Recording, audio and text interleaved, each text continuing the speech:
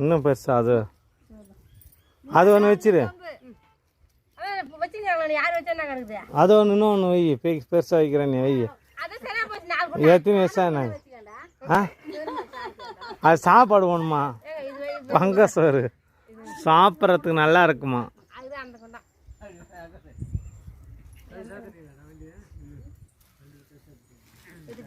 ஆ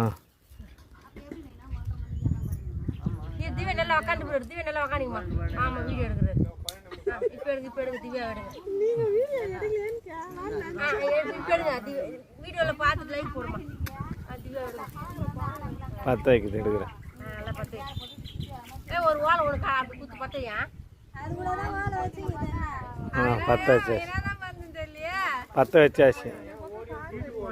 எங்க நம்ம சாமி போய் பிடிங்க.